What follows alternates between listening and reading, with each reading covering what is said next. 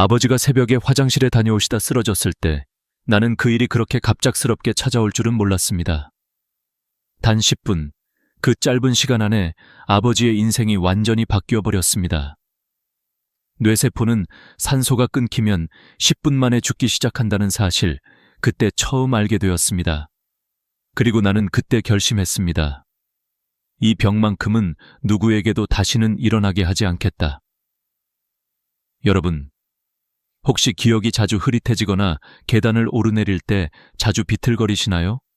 나이 탓이라며 웃어넘긴 적 있으신가요? 그렇게 넘긴 순간이 바로 골든타임을 놓치는 시작입니다. 저희 아버지도 그랬습니다. 처음엔 그저 피곤해서 그런 줄 알았어요.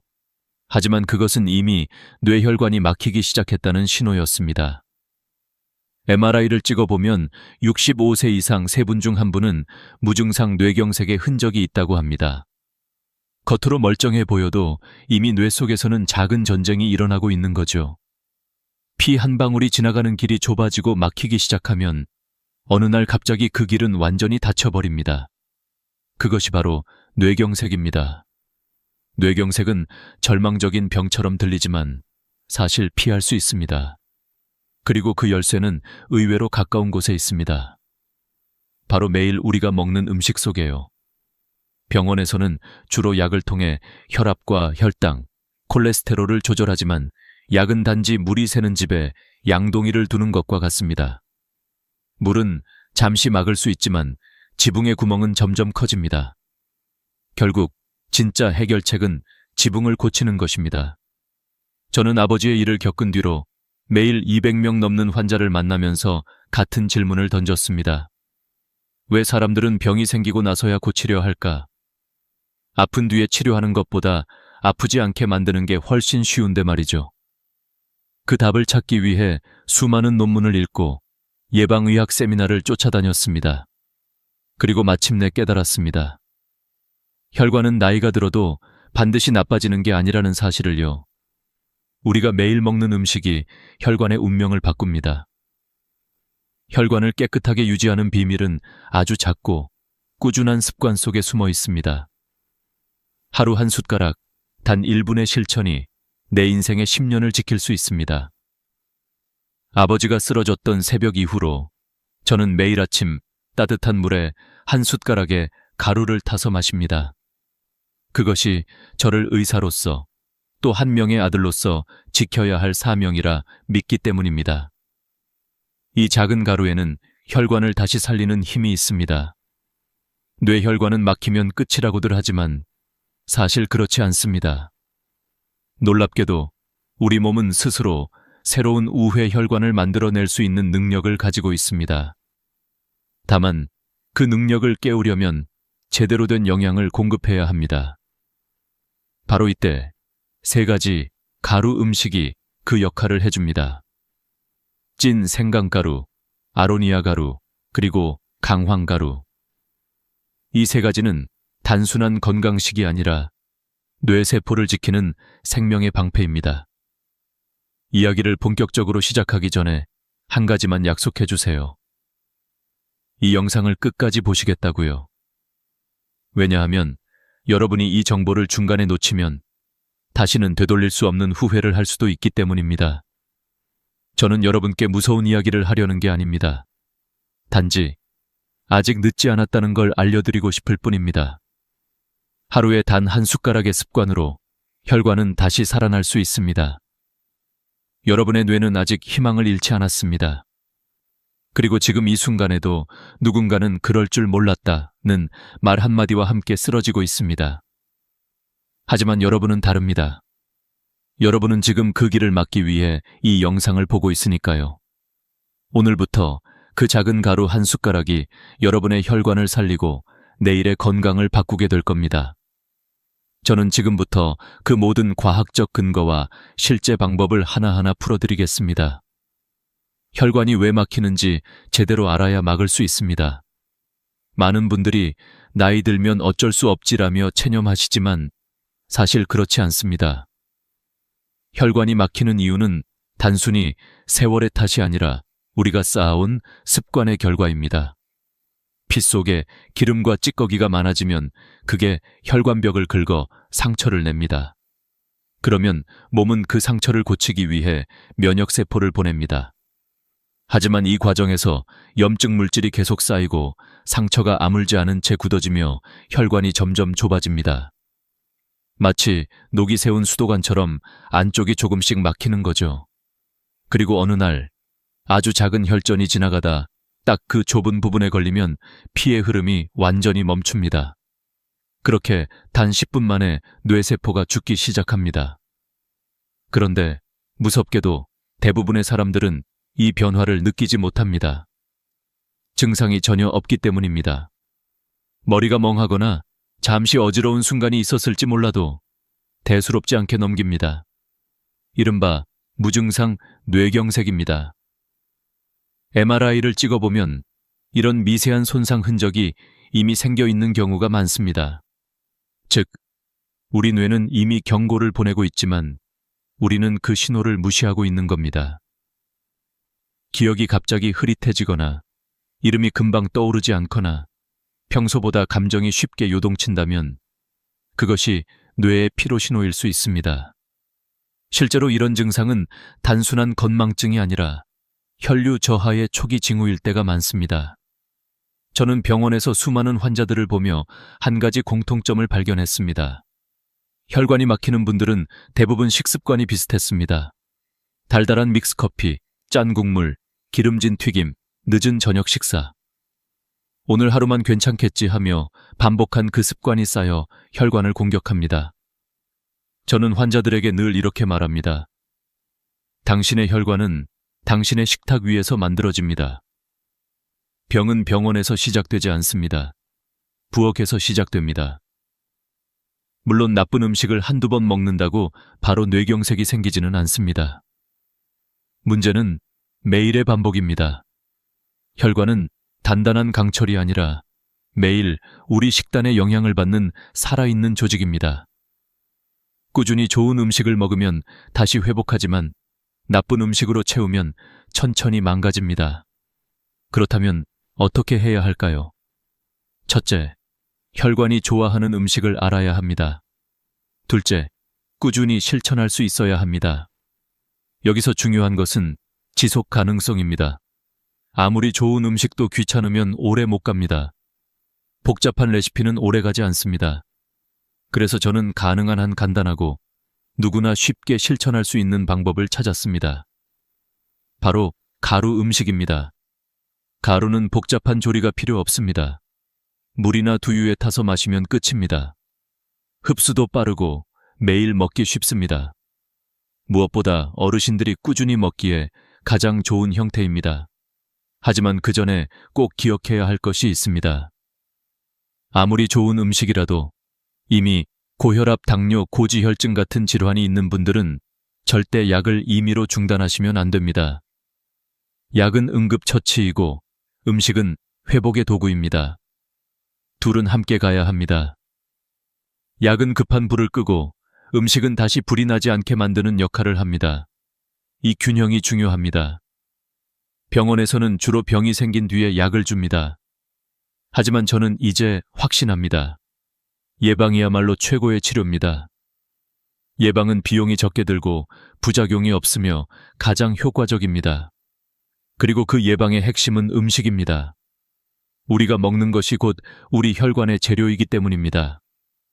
저는 아버지의 일을 겪은 후 환자들을 치료하면서 골든타임이라는 단어를 늘 마음에 새기고 삽니다. 쓰러진 뒤의 골든타임도 중요하지만 진짜 골든타임은 쓰러지기 전입니다. 지금 이 순간이 바로 여러분의 골든타임일지도 모릅니다. 내 몸이 보내는 작은 신호를 무시하지 마세요. 그 신호가 여러분에게 남은 시간을 바꾸게 됩니다. 다음 장에서는 제가 직접 수백 명의 환자들과 함께 실험했던 예방의 수치와 실제 효과를 보여드리겠습니다. 그 결과를 보면 여러분도 분명 희망을 느끼실 겁니다. 소투 7.96 제가 예방의학에 집중하기 시작한 지 3년째 되던 해, 저는 120명의 환자와 함께 한 가지 실험을 진행했습니다. 약 대신 음식을 바꾸면 정말 혈관이 달라질까? 그 단순한 궁금증이 제 인생을 바꿔놓았습니다. 고혈압, 당뇨, 고지혈증을 동시에 앓고 있는 60, 80세 환자들을 대상으로 매일 일정량의 3가지 가루 음식을 섭취하도록 했습니다. 찐 생강가루, 아로니아 가루, 강황가루, 바로 그 3가지입니다. 그리고 섭취 전과 후의 혈압, 혈당, 콜레스테롤, 염증 수치를 정밀하게 비교했습니다. 3개월이 지나자 놀라운 변화가 일어났습니다. 평균적으로 혈압은 10mmHg 낮아지고 당화혈색소는 0.5% 줄었으며 나쁜 콜레스테롤, LDL은 20mg/dl 감소했습니다. 그뿐만 아니라 피가 맑아지고 손발의 저림 증상이 줄었다는 환자들이 절반이 넘었습니다. 이 숫자들은 단순한 데이터가 아닙니다. 제게는 희망의 숫자였습니다. 약만으로는 얻기 어려운 변화였고 무엇보다 환자들의 표정이 달라졌습니다. 예전에는 살기 위해 약을 먹는다고 했지만 이제는 건강해지기 위해 음식을 먹는다고 말했습니다. 저는 그 모습을 보며 다시 한번 확신했습니다. 혈관의 나이는 숫자가 아니라 습관이 정한다는 것을요. 사람들은 흔히 나는 이미 늙어서 소용없다고 말합니다. 그러나 혈관은 절대 포기하지 않습니다. 단지 우리가 그 신호를 외면하고 있을 뿐입니다. 예를 들어 아침에 손끝이 차거나 이유 없이 피로가 심하고 걷는 속도가 예전보다 느려졌다면 이미 혈류가 약해졌다는 신호일 수 있습니다. 하지만 바로 지금부터라도 바꾸면 늦지 않습니다. 실제로 연구에 따르면 식습관을 개선하면 단 3주 만에도 혈관 내 염증이 줄어들고 새로운 모세혈관이 생성된다고 합니다. 이쯤에서 다시 한번 강조드리고 싶은 것이 있습니다. 예방은 눈에 보이지 않지만 가장 강력한 치료입니다. 병원에서는 이미 증상이 나타난 사람들을 치료하느라 바쁩니다. 그러나 진짜 의학의 힘은 병을 고치는 데 있는 것이 아니라 병이 오지 않게 하는 데 있습니다. 저도 한때 하루 200명씩 환자를 보면서 이건 단순한 업무가 아니라 사명이다 라고 느꼈습니다. 그 중에는 이미 손을 쓰기 어려운 분들도 많았습니다. 그럴 때마다 저는 마음속으로 외쳤습니다. 조금만 더 일찍 오셨다면 얼마나 좋았을까. 그 후 저는 제 아버지의 사례를 떠올리며 환자들에게 단 한 문장을 반복했습니다. 지금 이 순간이 당신의 2번째 기회입니다. 쓰러진 뒤의 치료는 삶을 연장할 수 있을 뿐 잃은 시간을 되돌릴 수 없습니다. 그러나 지금 이 순간부터의 선택은 미래를 바꿀 수 있습니다. 저는 예방을 숫자로 설명하곤 합니다. 혈압은 120/80을 유지하는 것이 이상적이고 LDL 콜레스테롤은 100mg/dl 이하, 당화혈색소는 5.6% 미만이 좋습니다. 하지만 단순히 숫자를 맞추는 것이 목표가 아닙니다. 그 뒤에는 습관의 패턴이 숨어 있습니다. 아침마다 믹스커피 대신 따뜻한 생강차 한 잔, 짠찌개 대신 채소 스무디 한 컵. 그 작은 선택들이 혈관의 방향을 완전히 바꿉니다. 환자 중 한 분은 이런 말씀을 하셨습니다. 선생님, 저는 약보다 음식을 믿어보기로 했어요. 그게 제 마지막 실험이에요. 그리고 석 달 뒤 그분의 수치는 교과서처럼 안정됐습니다. 저는 그날 이후 예방의 기적이라는 말을 믿기 시작했습니다. 이제 여러분도 알게 되셨습니다. 뇌경색은 갑자기 오는 병이 아닙니다. 그것은 매일 쌓인 작은 선택의 결과입니다. 그리고 매일 한 숟가락의 변화로 충분히 막을 수 있는 병입니다. 다음으로 저는 3가지 가루 음식 중 첫 번째인 찐 생강가루 내 비밀을 알려드리겠습니다.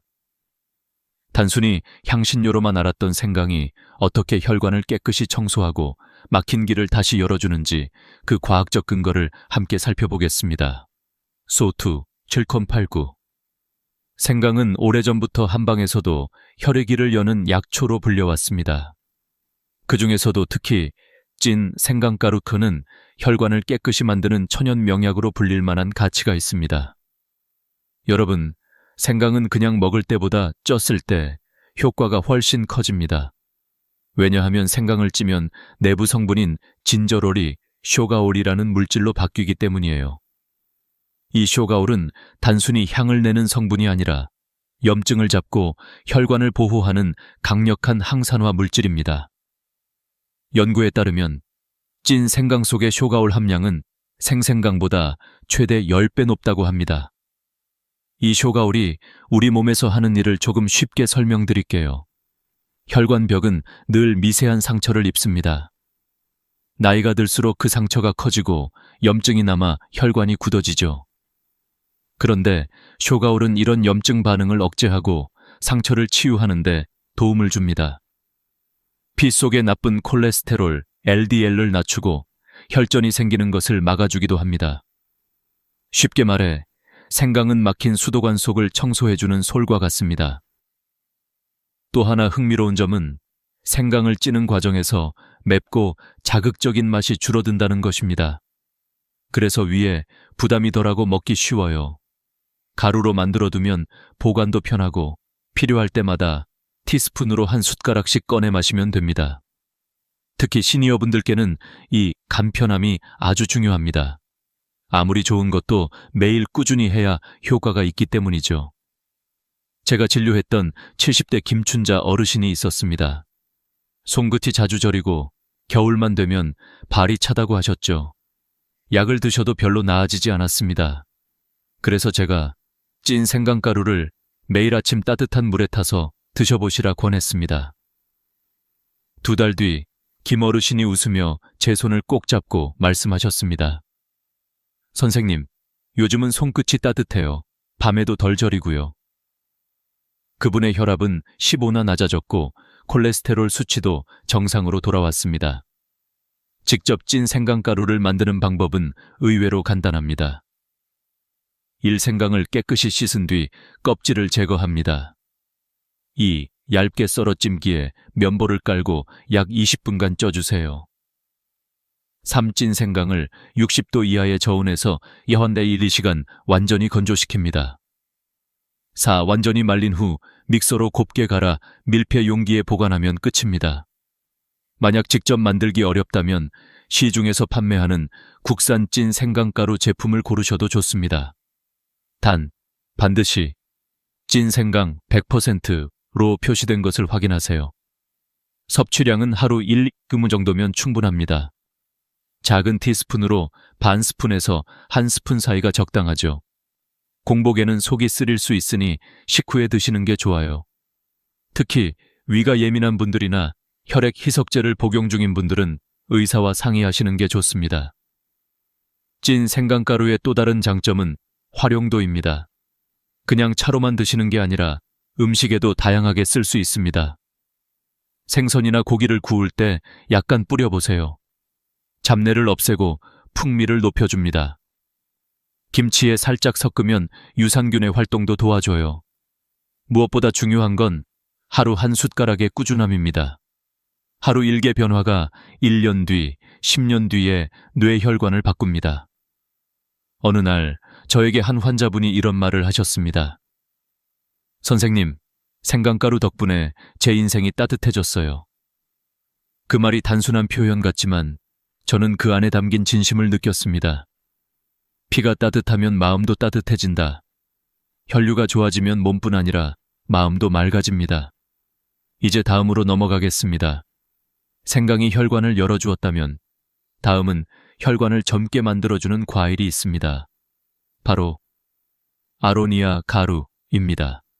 왕의 열매라 불릴 만큼 강력한 항산화 작용을 가진 이 아로니아는 뇌혈관을 깨끗이 청소해주는 또 하나의 선물 같은 존재입니다. 여러분의 뇌와 심장을 젊게 만드는 그 놀라운 비밀을 지금부터 알려드리겠습니다. 아로니아. 이름만 들어도 생소하신 분들이 많을 겁니다. 하지만 유럽에서는 오래전부터 킹스베리, 즉 왕의 열매로 불려왔습니다. 그 이유는 단 하나, 이 작은 열매 안에 담긴 엄청난 항산화력 때문입니다. 블루베리보다 4배, 5배, 포도보다 10배 이상 강력한 안토시아닌을 함유하고 있거든요. 안토시아닌은 혈관 속의 노폐물과 활성산소를 제거하는데 탁월한 성분입니다. 쉽게 말해 피 속의 녹을 벗겨내는 세정제 같은 역할을 합니다. 저는 처음 아로니아를 접했을 때 솔직히 반신반의했습니다. 이런 과일이 정말로 혈관을 청소한다고? 하지만 직접 환자들에게 적용해보니 그 효과는 놀라웠습니다. 60대 중반의 윤진숙 어르신은 콜레스테롤 약을 3년째 복용 중이셨습니다. 약을 먹어도 수치가 떨어지질 않아요. 그렇게 말씀하시던 분이 아로니아 가루를 매일 요거트에 한 티스푼씩 섞어 드신 지 3개월 후 LDL 콜레스테롤 수치가 정상으로 돌아왔습니다. 약으로도 해결이 안 되던 문제였죠. 아로니아는 혈관벽을 젊게 만들어줍니다. 안토시아닌이 염증을 줄이고 혈관을 탄력 있게 유지시켜주기 때문입니다. 또한 혈압을 안정시키고 혈당 수치를 조절하는 데에도 도움이 됩니다. 실제 한 연구에 따르면 중년 남성들이 12주 동안 아로니아 추출물을 섭취했을 때 혈압이 낮아지고 염증 수치가 떨어졌다고 합니다. 이런 효과는 단순한 과일의 효능을 넘어 혈관을 되살리는 자연의 의학이라 불러도 과언이 아닙니다. 그렇다면 왜 가루로 섭취해야 할까요? 생과 아로니아를 드셔보신 분들은 아시겠지만 그 떫은 맛이 정말 강합니다. 혀끝이 마비될 정도로 쓴맛이 있죠. 그래서 대부분 오래 먹지 못하고 포기합니다. 하지만 가루로 만들면 얘기가 달라집니다. 냉동 건조 과정을 거치면 떫은 맛이 줄고 영양소는 그대로 남습니다. 물이나 두유, 요거트, 심지어 샐러드 위에 뿌려 먹어도 괜찮습니다. 집에서도 아로니아 가루를 만들 수 있습니다. 신선한 아로니아를 구하기 어렵다면 냉동 제품을 사용하세요. 깨끗이 세척한 후 식품 건조기에서 사구몸 50도의 낮은 온도로 하루 정도 천천히 말립니다. 급히 높은 온도로 말리면 영양소가 손상되기 때문에 천천히 말리는 것이 핵심입니다. 바삭하게 건조된 아로니아를 믹서에 넣고 곱게 갈면 완성입니다. 섭취량은 하루 3, 4, 5 티스푼으로 2-3스푼이면 충분합니다. 다만 저혈압이신 분들은 너무 많이 드시면 혈압이 떨어질 수 있으니 주의하세요. 떫은 맛이 불편하신 분들은 꿀을 약간 넣어 드시거나 플레인 요거트에 섞어 드시면 훨씬 부드럽게 즐길 수 있습니다. 또 아로니아 가루에 소금을 섞어 아로니아 소금을 만들어 보세요. 고기를 구울 때 찍어 먹으면 잡내가 사라지고 항산화 효과도 함께 얻을 수 있습니다. 저는 환자들에게 이렇게 말합니다. 혈관 나이는 피부 나이보다 중요합니다. 아무리 얼굴이 젊어 보여도 혈관이 낡으면 몸은 빠르게 늙습니다. 그런데 다행히 혈관은 회복할 수 있습니다. 생강이 혈관의 길을 열어주었다면 아로니아는 그 길을 반짝이게 닦아줍니다. 환자들과 함께 진행했던 임상실험에서도 분명한 변화가 있었습니다. 아로니아 가루를 매일 섭취한 그룹은 섭취하지 않은 그룹보다 뇌 혈류 속도가 평균 12% 빨랐습니다. 이는 뇌에 산소가 더 잘 공급된다는 뜻입니다. 피가 잘 돌면 기억력, 집중력, 감정 안정에도 긍정적인 영향을 줍니다. 그래서 저는 늘 강조합니다. 피가 맑아야 마음이 맑다.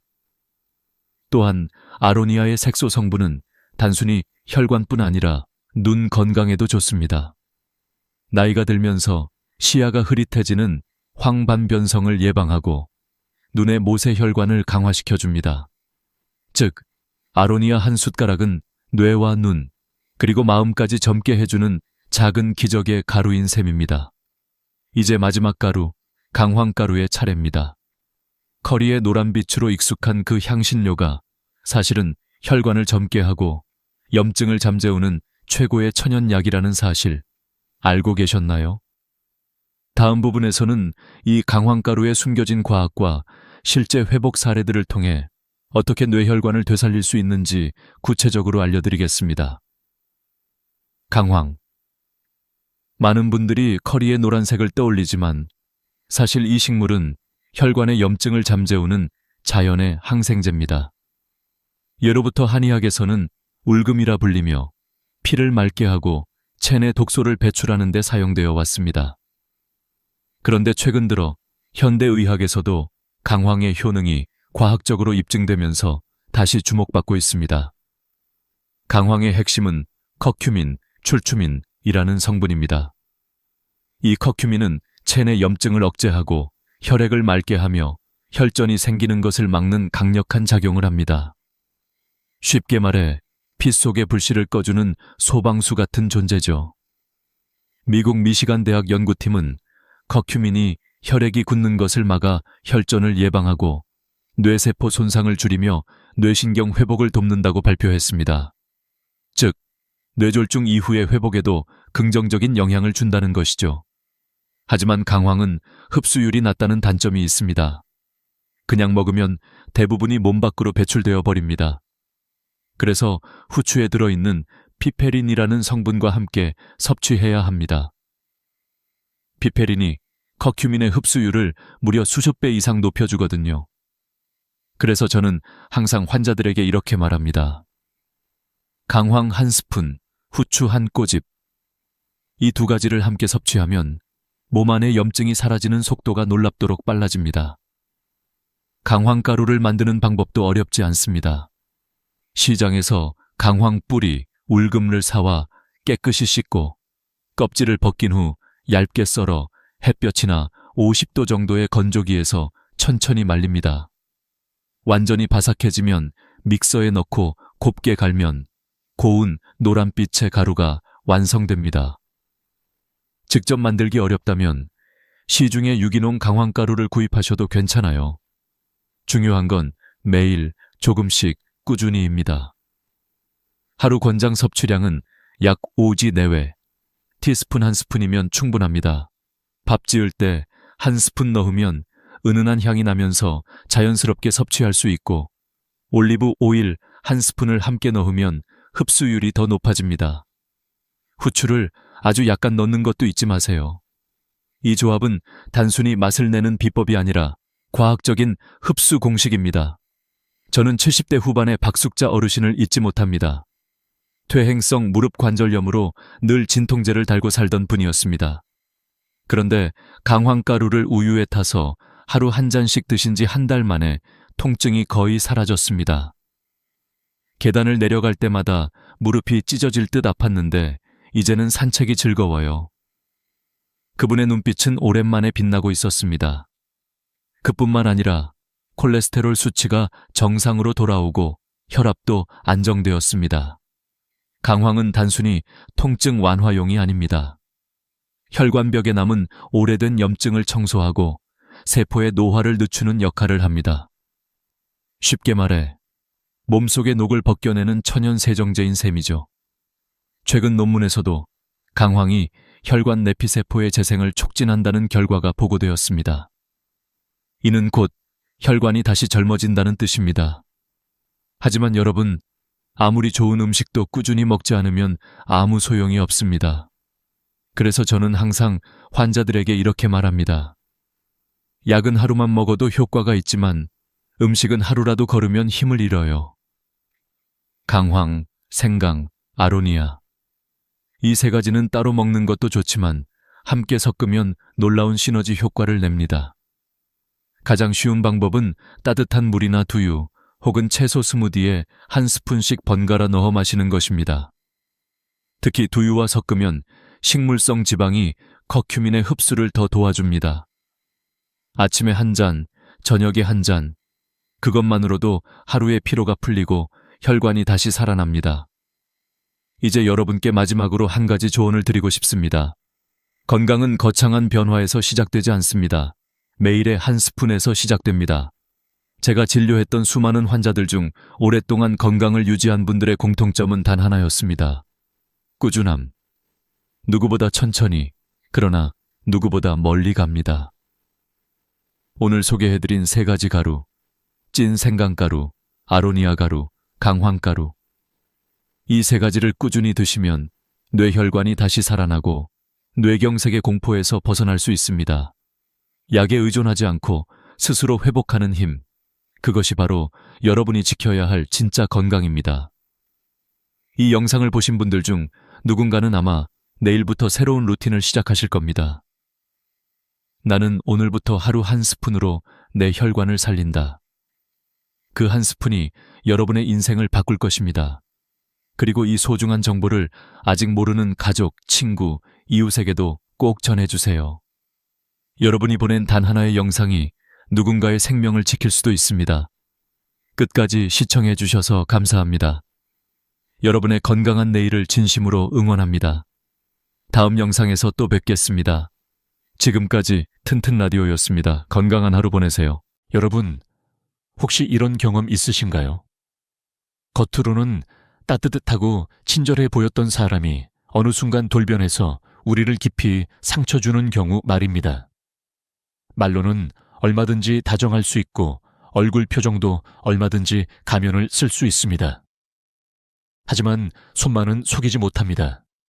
손은 무의식이 가장 먼저 드러나는 곳이기 때문입니다. 오늘 우리는 바로 이 손끝에서 드러나는 사람의 본성을 깊이 들여다보려고 합니다. 이 이야기를 들으시면 앞으로 사람을 대할 때 조금 더 지혜롭게 판단할 수 있는 눈을 가지게 되실 겁니다. 손은 단순히 물건을 잡거나 글을 쓰는 도구가 아닙니다. 인간의 손은 마음과 연결된 창이라고 할 수 있습니다. 실제로 미국 심리학 연구에 따르면 거짓말을 할 때 가장 먼저 나타나는 변화는 입술이 아니라 손끝이라고 합니다. 무의식적인 움직임이 손톱을 만지작거리거나 손가락을 불안하게 비비는 모습으로 드러난다는 것이지요. 손은 말보다 더 정직한 신호를 보내는 것입니다. 어르신들도 주변에서 보셨을 겁니다. 늘 약속을 지키고 성실한 분은 손짓도 차분하고 정돈되어 있는 반면 늘 핑계를 대는 사람은 손끝이 분주하고 어수선합니다. 이 작은 차이가 결국 인생 전체의 태도를 드러내는 법입니다. 우선 손톱을 한번 살펴보십시오. 깔끔하고 정돈된 손톱은 자기관리에 충실한 사람의 특징입니다. 물론 외형을 꾸미는 것 자체가 본성을 결정하지는 않습니다.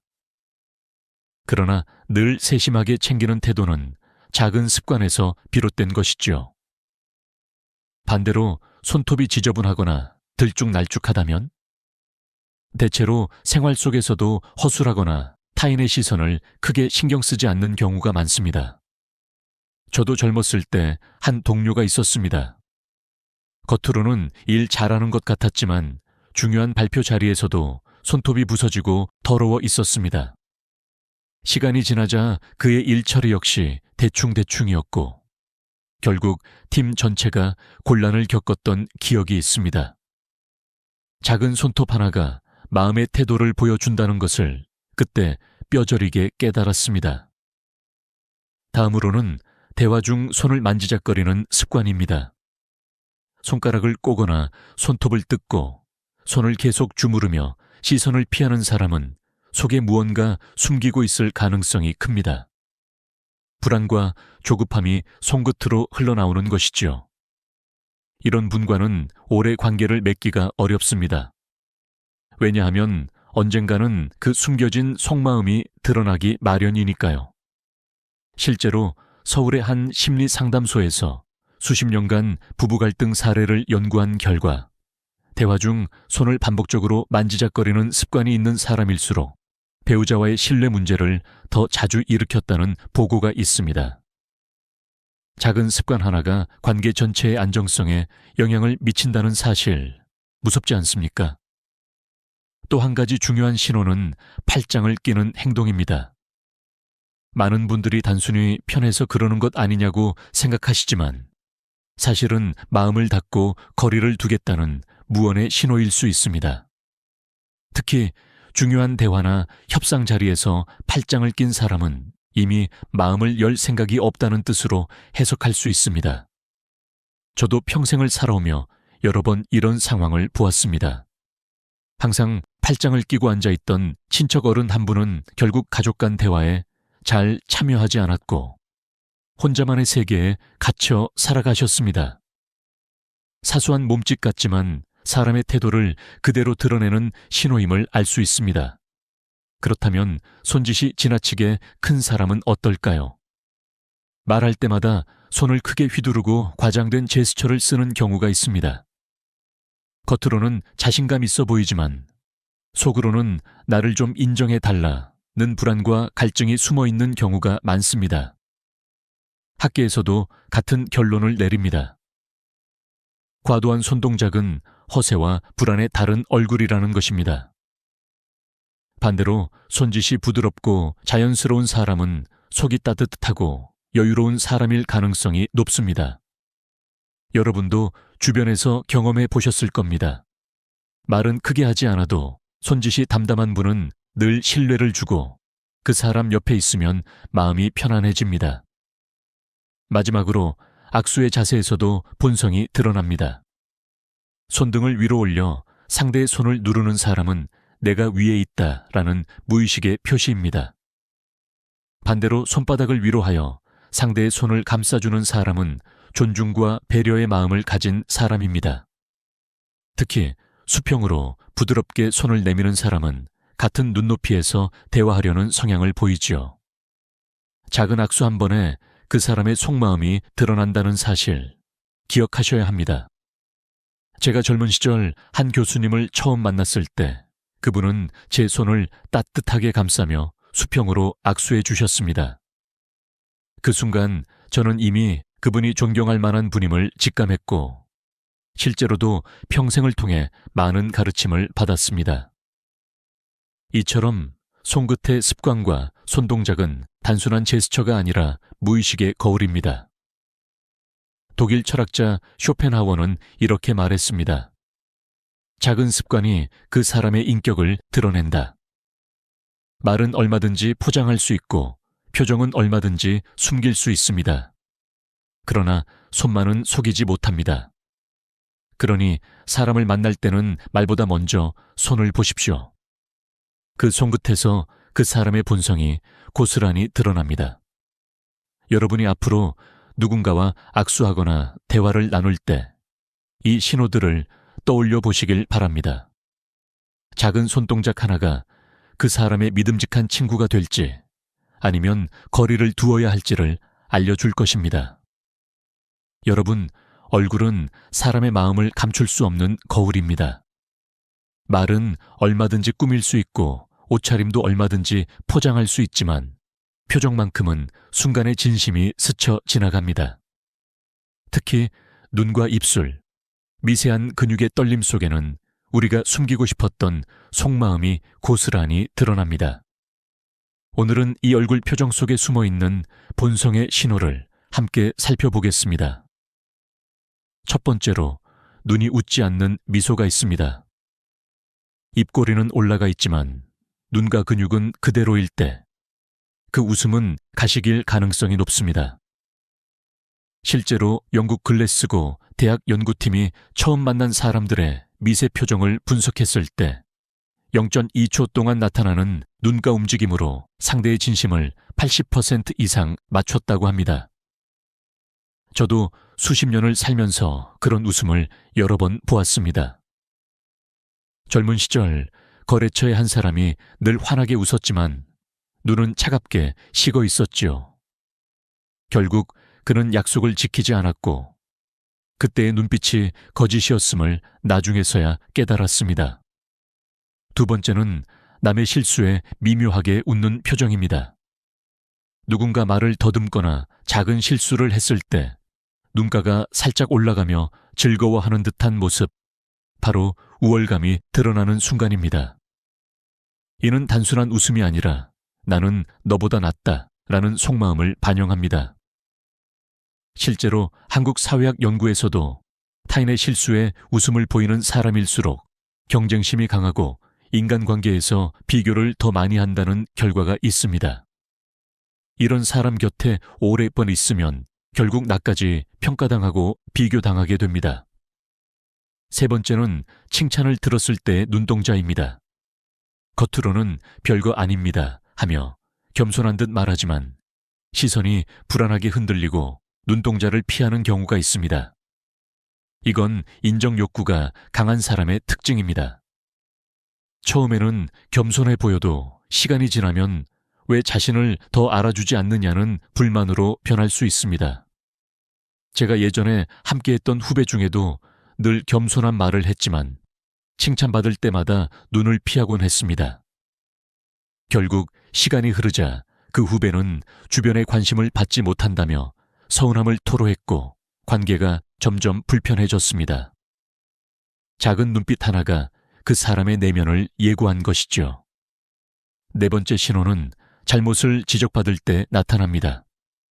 어떤 이는 고개를 숙이고 눈을 내리깔지만 사실은 속으로 변명을 준비하고 있는 경우가 많습니다. 하버드대 연구에 따르면 지적을 받을 때 시선을 피하는 사람일수록 책임 회피 성향이 높다고 합니다. 단순히 부끄러움이 아니라 마음속에 이미 핑곗거리를 찾고 있다는 뜻이죠. 우리도 가족이나 지인에게서 이런 모습을 본 적 있을 겁니다. 꾸중을 듣는 순간 눈을 피하는 아이가 결국 다른 사람이 먼저 그랬다 고 말하던 경험, 바로 그 예입니다. 다섯 번째는 과도하게 큰 웃음입니다.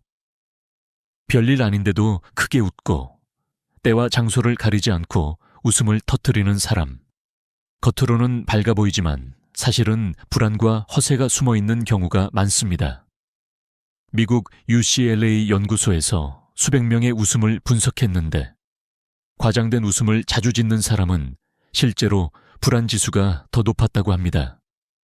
이런 웃음은 타인의 시선을 끌기 위한 방어 기제이기도 합니다. 저 역시 젊은 시절 늘 크게 웃던 친구를 알고 있었습니다. 그는 누구보다 즐거워 보였지만 시간이 흐르자 외로움과 불안을 털어놓았지요. 그의 웃음이 스스로를 지키기 위한 가면이었음을 나중에서야 알게 되었습니다. 정리해 보겠습니다. 눈이 웃지 않는 미소는 가식의 신호이고 남의 실수에 웃는 표정은 경쟁심과 우월감을 드러냅니다. 칭찬을 들을 때 눈을 피하는 사람은 인정 욕구가 지나치고 지적받을 때 시선을 피하는 사람은 책임을 회피하려는 경향이 있습니다. 그리고 과도하게 크게 웃는 사람은 불안과 허세가 숨어 있습니다. 프랑스 철학자 모랄리는 이렇게 말했습니다. 진심은 눈가의 주름 속에 숨어 있다. 결국 말보다 표정보다 그 순간의 눈빛이 그 사람의 본성을 말해줍니다. 여러분, 우리가 평생을 살며 만나는 사람들은 헤아릴 수 없을 만큼 많습니다. 그러나 그중 진정한 친구와 동료는 극히 적습니다. 잘못된 만남으로 상처받지 않으려면 말보다는 표정을 먼저 살피십시오. 그 짧은 눈빛 하나가 여러분의 미래 관계를 지켜줄 수 있습니다. 여러분, 우리가 평생을 걸으며 살아온 길을 돌아보면 발자국마다 삶의 흔적이 남아 있습니다. 그런데 놀랍게도 걸음걸이 하나만으로도 그 사람의 본성이 드러난다는 사실 알고 계셨습니까? 사람은 마음을 숨길 수 있어도 발은 숨기지 못합니다. 발걸음 속에 그 사람의 불안, 자존감, 책임감이 그대로 담겨 있기 때문입니다. 먼저 발을 질질 끄는 사람을 떠올려 보십시오. 이건 단순한 습관이 아닙니다. 귀찮다, 대충 하자라는 무의식이 발끝에서 흘러나오는 것입니다. 실제로 미국 스탠퍼드 대학 연구팀이 1200명의 보행 습관을 6달간 관찰했는데 발을 끄는 사람은 게으름과 책임 회피 성향이 뚜렷했다고 합니다. 제가 직장에서 만난 동료 중에도 늘 발을 끌며 걷던 이가 있었습니다. 중요한 순간마다 약속을 지키지 않았고 결국 그는 신뢰를 잃고 말았습니다. 발소리가 우리에게 경고를 보내고 있었던 것이죠. 다음으로 어깨를 움츠리며 걷는 사람입니다. 고개는 숙여져 있고 시선은 바닥만 바라보며 어깨는 안으로 오그라들어 있습니다. 이는 자존감이 낮고 늘 남의 눈치를 보는 사람의 특징입니다. 처음엔 겸손해 보일 수 있으나 시간이 지나면 결정 하나 못 내리고 늘 누군가의 지시에만 의존하게 됩니다.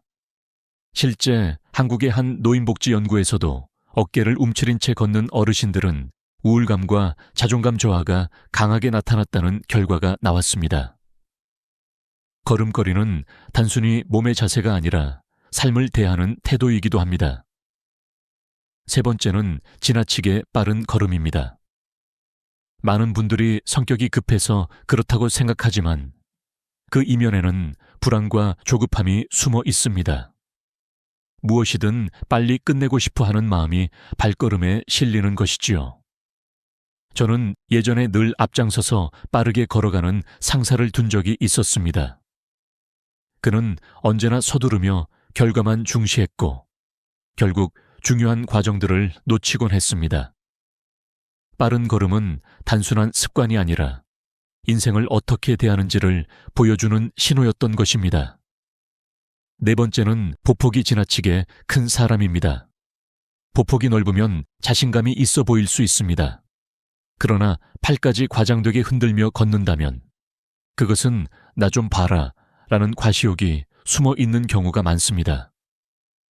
실제 일본 교토대학의 한 연구에서는 보폭을 과도하게 넓게 걷는 사람일수록 타인의 시선을 더 의식하고 남보다 앞서고 싶어 하는 욕구가 강하다는 결과가 발표되었습니다. 주변에 이런 사람과 오래 있다 보면 결국 피곤해지고 자신도 모르게 경쟁의식에 휘말리게 됩니다. 다섯 번째는 방향 없이 왔다 갔다 걷는 사람입니다. 길을 똑바로 걷지 못하고 좌우로 흔들리거나 갑자기 속도를 바꾸는 경우, 이는 결정장애와 불안이 몸에 배어있는 신호입니다. 중요한 순간에 말을 바꾸고 상황에 따라 태도가 달라지며 결국 신뢰하기 어렵습니다. 저도 젊었을 때 이런 사람을 가까이 두었다가 큰 상처를 받았습니다. 그는 늘 약속을 바꾸었고 결국 저뿐 아니라 주변 사람들까지 혼란에 빠뜨렸습니다. 이 5가지 신호를 정리해 보겠습니다. 발을 끄는 사람은 책임을 회피하는 성향이 강하고 어깨를 움츠린 사람은 자존감이 낮습니다. 걸음이 지나치게 빠른 사람은 불안과 조급함을 드러내고 보폭이 큰 사람은 과시욕과 허세가 숨어 있습니다. 방향 없이 걷는 사람은 결정장애와 흔들림이 많습니다. 철학자 아리스토텔레스는 이렇게 말했습니다. 발걸음의 방향은 그 사람의 인생 방향이다. 말보다 걸음 하나에 그 사람의 본성이 담겨 있는 법입니다. 여러분, 다음에 누군가와 함께 길을 걸을 때 잠시 주의 깊게 지켜보십시오. 그 발걸음 속에서 말보다 더 많은 이야기가 들려올 것입니다. 우리가 좋은 인연을 맺고 싶다면 상대방의 걸음을 한번 살펴보는 지혜가 필요합니다. 그리고 동시에 나 자신의 걸음 또한 되돌아보아야 합니다. 지금 내 걸음은 어디로 향하고 있는가? 나는 누군가의 신뢰를 얻을 수 있는 걸음을 걷고 있는가? 오늘 이 질문을 마음에 새기시길 바랍니다.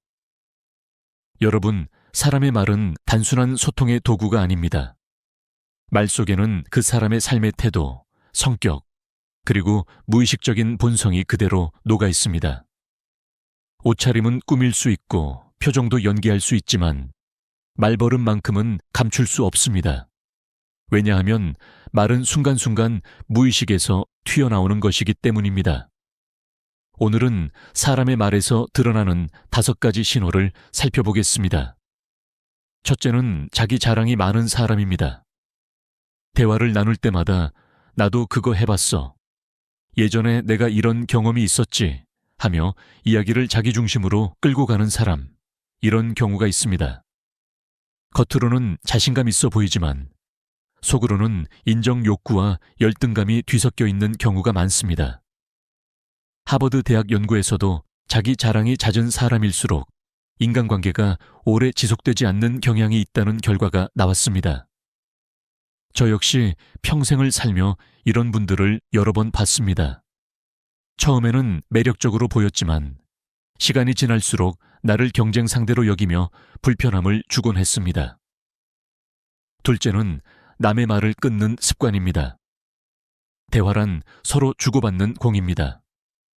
그러나 혼자만 움켜쥐고 남의 이야기를 자꾸 끊는 사람은 권위의식이 강하고 자신이 더 우위에 있다고 무의식적으로 드러내는 것입니다.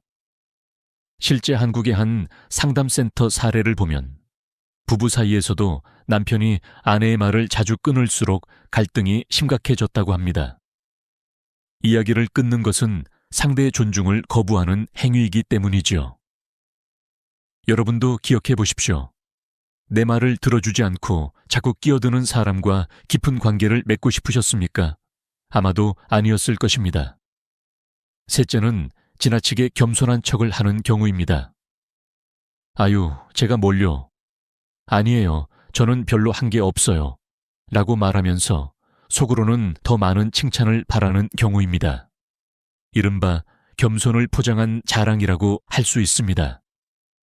스탠퍼드 대학 연구팀은 이런 성향을 가진 사람이 관계 속에서 질투와 비교를 키우며 결국 험담으로 이어질 확률이 높다고 밝혔습니다. 실제로 제 주변에도 늘 겸손한 말을 입에 달고 살던 사람이 있었습니다. 그러나 시간이 지날수록 왜 나를 더 인정해주지 않지? 라며 불만을 드러냈고 결국 관계가 틀어졌습니다. 말과 속마음이 일치하지 않았던 것이죠. 넷째는 무례한 농담을 자주 하는 사람입니다. 에이, 농담인데 왜 그래? 그냥 웃자고 한 얘기야 라고 하면서 상대방의 마음에 상처를 남기는 경우가 있습니다.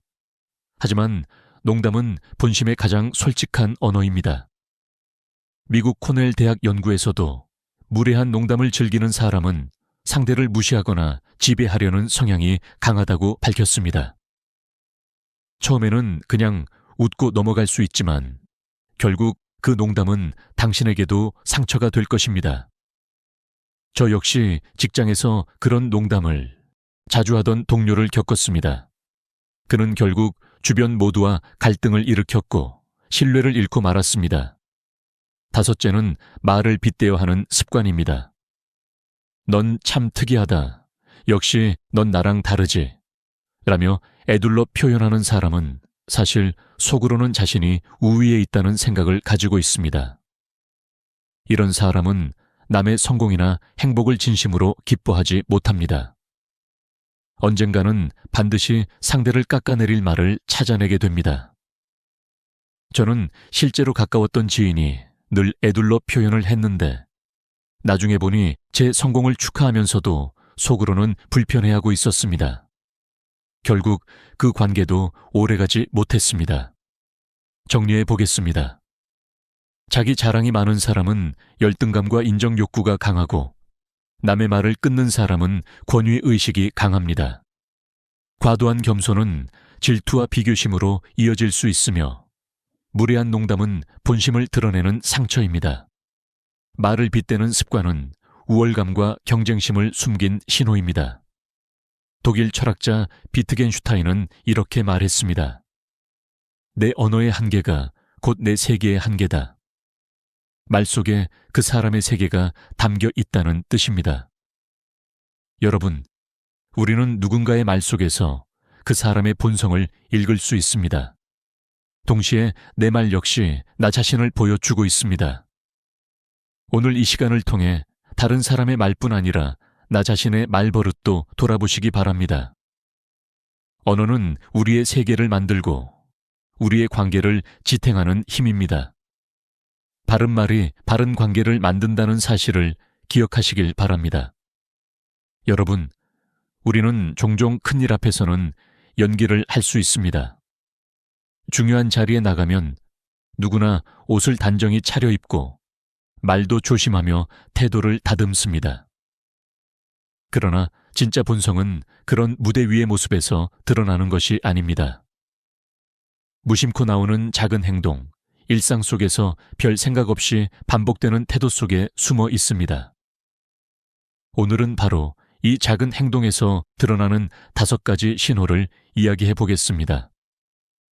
첫째, 엘리베이터 문 닫힘 버튼입니다. 눈앞에서 누군가 뛰어오는데도 굳이 문 닫힘 버튼을 누르는 사람. 이건 단순한 성격 문제가 아니라 무의식 속에 내 편의가 먼저다 라는 태도가 자리 잡고 있는 경우입니다.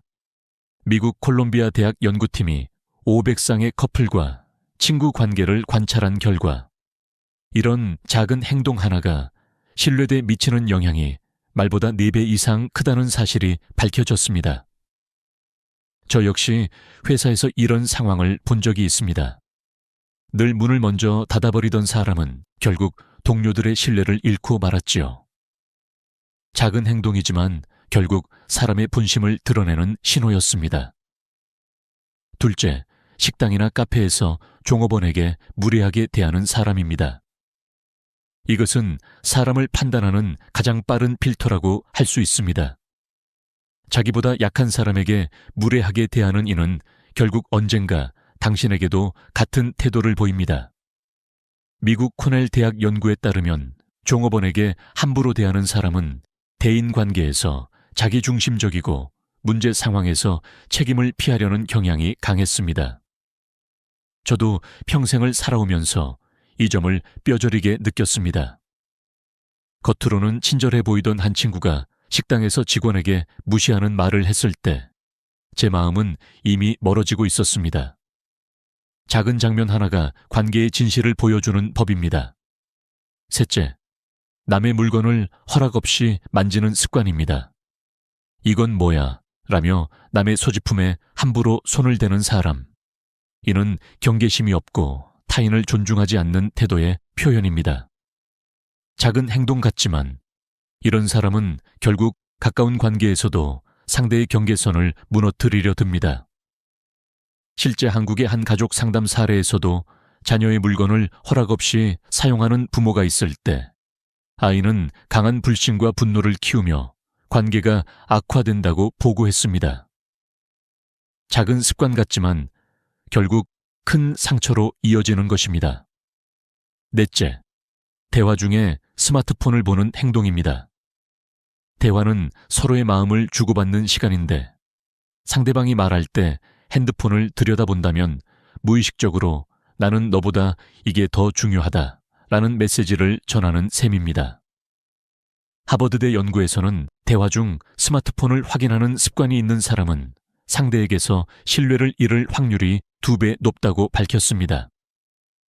저도 후배와 중요한 대화를 나눌 때 그가 계속 휴대폰을 들여다보는 모습을 보고 마음이 차갑게 식었던 적이 있습니다.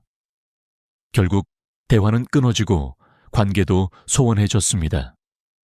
다섯째, 작은 부탁을 귀찮아하는 태도입니다. 물 한 잔만 부탁해도 될까? 그거 잠깐만 건네줄래? 이런 작은 부탁에 짜증을 내거나 귀찮아하는 사람은 상대방을 배려할 마음이 부족한 경우가 많습니다. 미국 UCLA 연구소에서 6개월간 인간관계를 추적한 결과 작은 부탁을 자연스럽게 들어주는 사람이 장기적으로 더 깊은 신뢰를 얻는다는 사실이 드러났습니다. 결국 사소한 친절이 큰 관계를 지탱하는 힘이 되는 것입니다. 저는 오래 알고 지낸 한 친구가 늘 작은 부탁에도 웃으며 응해주는 모습을 보며 그가 진심으로 믿을 만한 사람이라는 것을 확신하게 되었습니다. 정리해 보겠습니다. 엘리베이터 문 닫힘 버튼을 누르는 사람은 자기 이익을 우선하는 사람이고 종업원에게 무례한 사람은 약자에게 갑질하는 성향이 있습니다. 남의 물건을 허락 없이 만지는 사람은 경계를 존중하지 못하고 대화 중 스마트폰을 보는 사람은 상대를 존중하지 않습니다.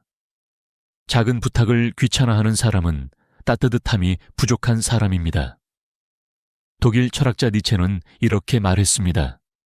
사람의 인격은 작은 행동에서 가장 선명하게 드러난다. 큰 말보다 작은 행동 하나가 진짜 얼굴을 보여준다는 뜻입니다. 여러분, 우리가 만나는 사람을 제대로 알고 싶다면 그들의 말보다, 표정보다, 손보다 작은 행동을 먼저 보십시오. 그리고 동시에 우리 자신의 작은 행동도 돌아봐야 합니다. 내가 누군가에게 어떤 신호를 보내고 있는지, 내 사소한 태도가 상대의 마음에 어떤 흔적을 남기고 있는지 늘 생각해 보시길 바랍니다. 작은 행동 하나가 평생의 인연을 만들 수도 있고 무너뜨릴 수도 있습니다. 여러분, 지금까지 손, 표정, 걸음걸이, 말버릇, 그리고 작은 행동을 통해 사람의 본성이 어떻게 드러나는지 살펴보았습니다. 그렇다면 이런 습관들이 곧바로 운명처럼 고정되어 있는 걸까요?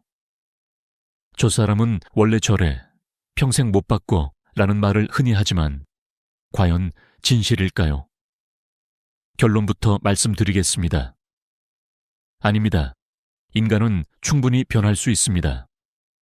뇌는 놀라울 만큼 유연하고 반복되는 경험 앞에서 새롭게 만들어집니다. 미국 UCLA 행동변화연구소에서 진행한 흥미로운 실험이 있습니다. 1000명의 참가자를 두 그룹으로 나누었지요.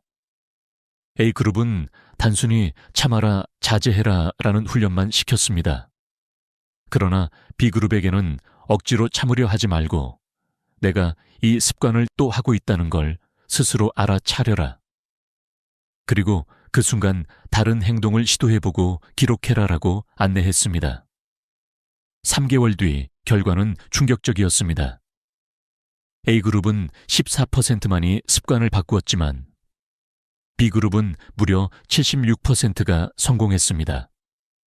참는 힘보다 알아차림과 기록이 훨씬 강력하다는 것이지요. 이처럼 본성이라 불리던 것조차 사실은 반복된 습관이 쌓여 굳어진 무의식일 뿐입니다. 우리가 의식적으로 멈추고 다른 행동을 시도하며 기록한다면 새로운 본성을 스스로 만들어갈 수 있습니다. 여기서 중요한 것은 3가지 전략입니다. 첫째, 멈추는 연습입니다. 대화 중 손톱을 뜯으려는 순간, 발걸음이 빨라지는 순간, 남의 말을 끊으려는 순간, 속으로 이렇게 말해 보십시오. 지금 내가 또 이 행동을 하려 한다. 단 3초의 멈춤이 뇌 속 자동 회로를 끊어낸다는 사실이 예일대 연구에서 밝혀졌습니다. 이 3초 멈춤은 새로운 습관의 출발점이 됩니다. 둘째, 반대 행동을 미리 정해두는 것입니다. 팔짱을 자주 낀다면 나는 손을 무릎 위에 포갠다 라고 미리 정해두고 실천합니다. 걸음이 빠르다면 일부러 천천히 걷습니다. 하루 3번만 반복하면 뇌는 21일 후 자동으로 따라가기 시작한다는 것이 독일 베를린 대학 뇌과학 연구팀의 결과입니다. 반대 행동은 단순히 억지로 고치는 것이 아니라 새로운 회로를 만드는 일입니다. 셋째, 기록입니다. 오늘 하루 몇 번 멈췄는지, 몇 번 반대 행동을 했는지를 노트에 적어 보십시오.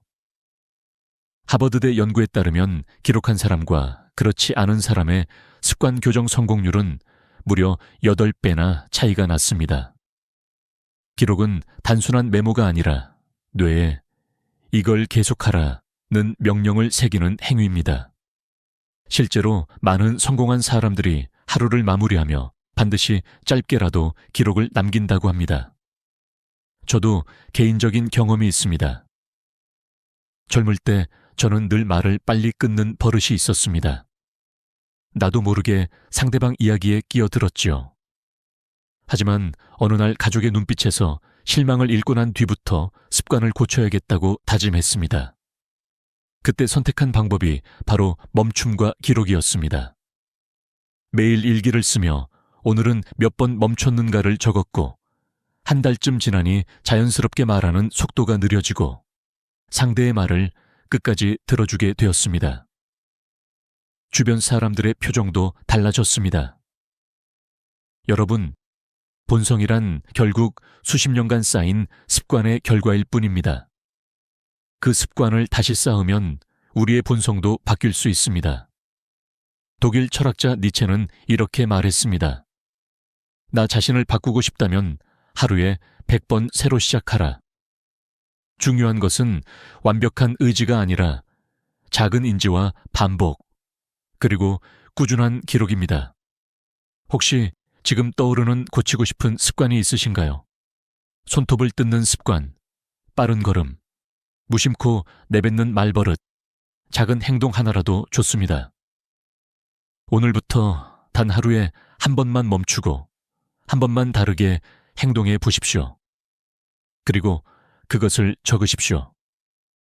6달 뒤 여러분은 전혀 다른 모습으로 성장해 있을 것입니다.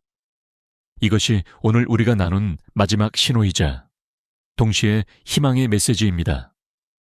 사람의 본성은 결코 돌에 새겨진 문장이 아닙니다. 우리가 어떻게 살아가느냐에 따라, 어떤 습관을 쌓느냐에 따라 언제든 새로 쓰일 수 있는 이야기입니다. 그러니 주저하지 말고 오늘 이 순간부터 다시 시작해 보시길 바랍니다. 이제 기초연금 끊긴대요. 며칠 전 동네 경로당에서 들은 말입니다. 누군가 그렇게 말하자 방안이 술렁였죠. 내년이면 내 차례인데 못 받으면 어떡하나. 그럼 그동안 세금만 낸 거야. 그날 집으로 돌아오며 나도 모르게 휴대폰을 켰습니다. 기초연금 폐지라는 검색어가 실시간 상위에 떠 있더군요. 그 순간 가슴이 덜컥 내려앉았습니다.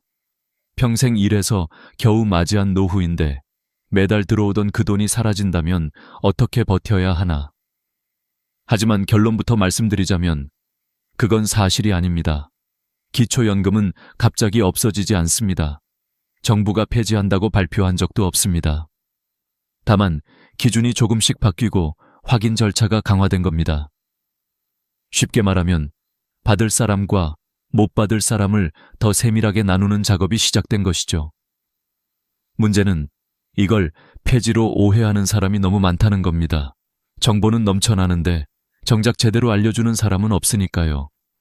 요즘 70대 어르신 김영수 씨는 불안해서 잠도 잘 못 주무신답니다. 내가 받을 수 있을지 모르겠어. 자동차 한 대 있다고 탈락했다는 사람도 있다더라고. 그 말 여러분도 들어보셨을 겁니다. 실제로 그런 사례가 있긴 합니다. 하지만 중요한 건 왜 탈락했는가입니다. 단순히 차가 있어서가 아니라 그 차의 가치가 너무 높았기 때문이죠. 정부가 판단할 때는 이 사람이 지금 생활이 어려운가를 기준으로 봅니다. 그래서 고가 차량, 큰 예금, 비싼 부동산은 소득으로 환산되어 계산됩니다. 이걸 모르는 분들이 많습니다. 나는 일도 안 하고 돈 버는 것도 없는데 왜 소득이 있대? 이게 바로 첫 번째 오해입니다. 기초연금에서 말하는 소득은 우리가 아는 월급이 아닙니다. 통장에 있는 예금, 보험 만기금, 전세 보증금, 심지어 자동차와 집값까지 전부 소득 인정액으로 계산됩니다. 이 금액이 일정 기준을 넘으면 기초연금을 받을 수 없습니다. 예를 들어 설명드릴게요. 통장에 예금이 1억 원 있다고 가정합시다. 정부는 이렇게 계산합니다. 기본으로 2천만 원을 공제하고 남은 8천만 원의 연 4%를 곱합니다. 그럼 1년에 320만 원, 한 달에 약 26만 6천 원이 소득으로 잡힙니다.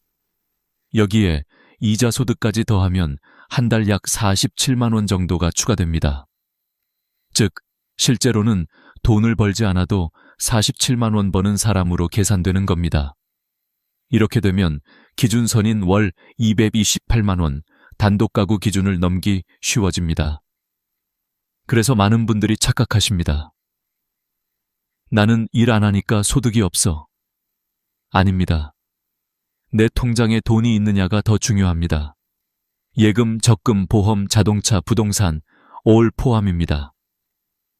이건 단순히 세금을 내는 문제가 아니라 제도 자체의 구조입니다. 그렇다고 너무 겁내실 필요는 없습니다. 정부가 매년 기준선을 조정하기 때문에 작년에 탈락하셨던 분도 올해는 받을 수 있습니다. 2025년 기준으로 단독가구는 월 228만 원, 부부가구는 364만 8천 원 이하라면 자격이 됩니다. 이 금액은 매년 조금씩 올라갑니다. 그러니 작년에 탈락 통보 받으셨더라도 올해 꼭 다시 신청하세요. 그리고 중요한 건 소득 인정액은 내가 조절할 수 있다는 것입니다. 적금 만기, 보험 해약, 자동차 구입, 이런 것들이 신청 시점에 맞물리면 불이익을 받을 수 있습니다. 만약 만 65세 생일이 3월이라면 그달 1일부터 신청이 가능합니다. 그런데 적금이 3월 10일 만기라면 어떻게 될까요? 그 돈이 통장에 찍히는 순간 재산 증가로 계산되어 탈락할 수 있습니다. 그래서 최소 1til 2개월 전에 만기일을 조정하거나 그 시기를 피하는 것이 좋습니다. 한 가지 더.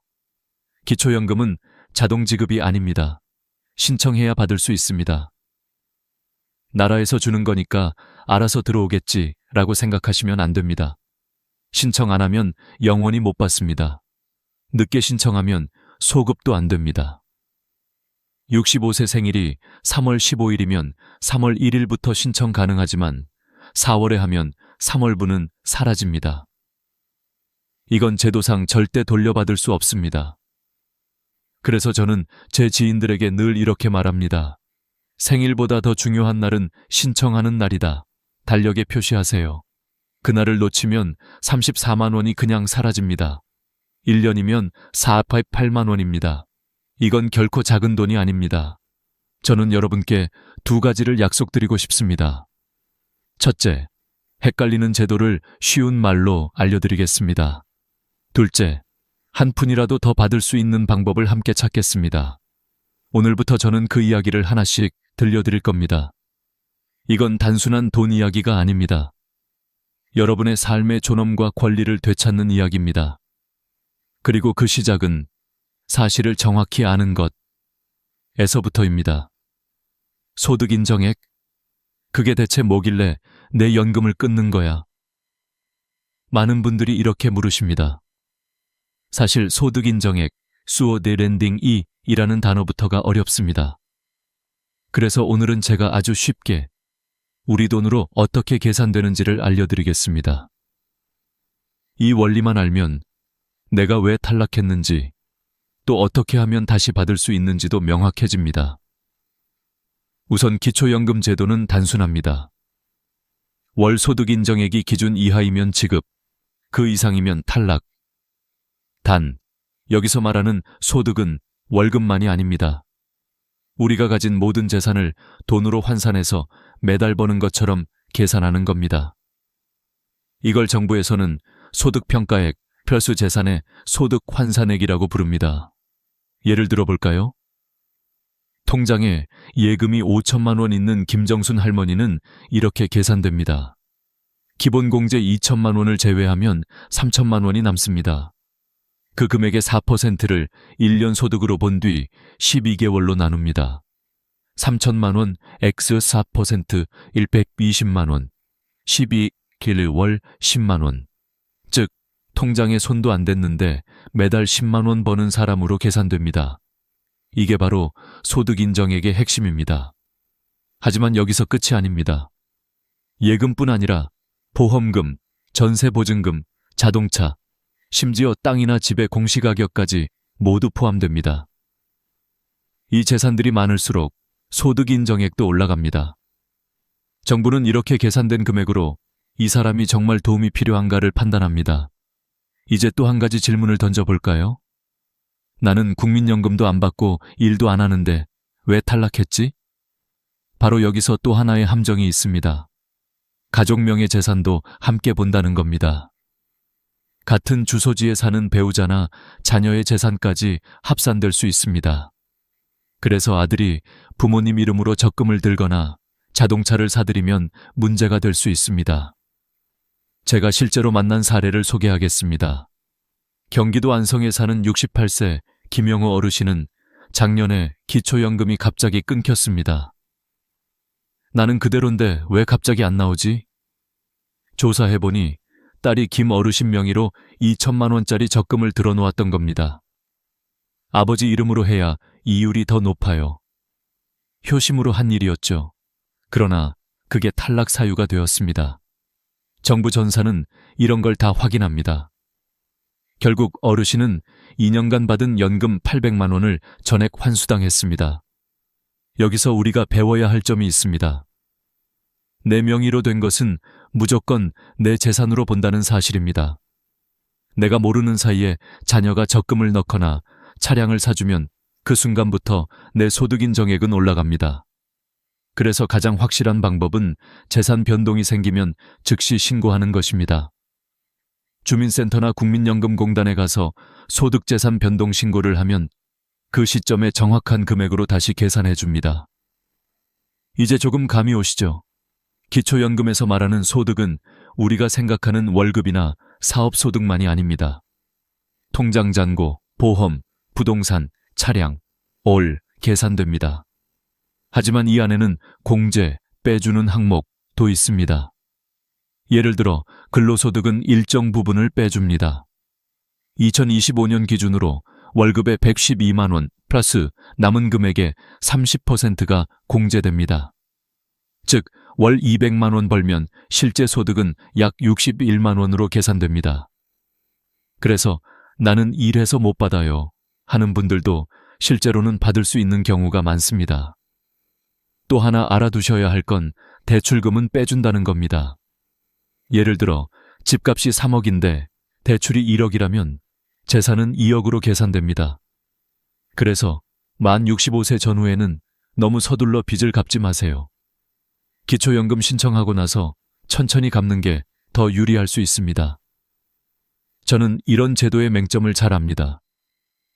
법은 공평하려고 만들어졌지만 현실에서는 모르는 사람이 손해를 봅니다. 정보를 알고 준비한 사람만이 혜택을 온전히 누립니다.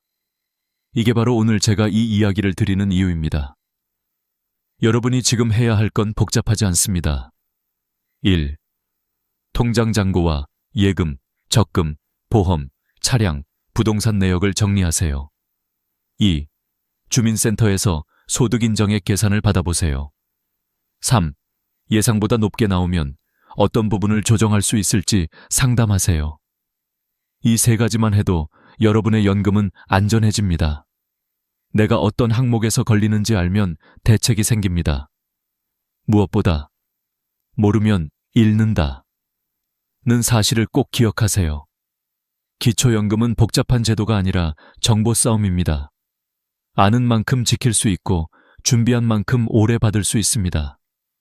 어느 날 주민센터 복도에서 한 어르신이 목소리를 높이셨습니다. 아니, 이게 말이 돼요? 딸돈 잠깐 맡아뒀다가 연금이 끊기다니. 직원은 조용히 대답했습니다. 어르신, 규정상 통장에 찍혀 있으면 본인 재산으로 계산됩니다. 그날 저는 그 장면을 잊을 수 없었습니다. 그 어르신의 손이 떨리고 있었습니다. 그분은 30년 평생 자식 뒷바라지만 하셨고 자기 돈이라고는 통장에 10만 원도 없던 분이었습니다. 그런데 딸이 집을 팔고 5억 원을 잠시 어머니 통장에 맡긴 게 문제였습니다.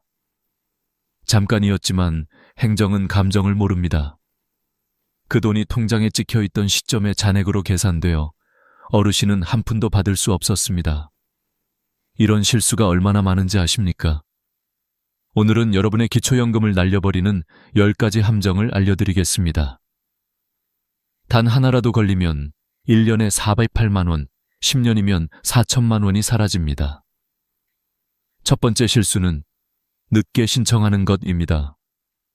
65세 생일이 3월 10일이라면 3월 1일부터 신청할 수 있습니다. 그런데 많은 분이 생일 지나고 심지어 몇 달 뒤에 신청하십니다. 그럼 그동안 것도 나중에 한꺼번에 주겠지? 절대 아닙니다.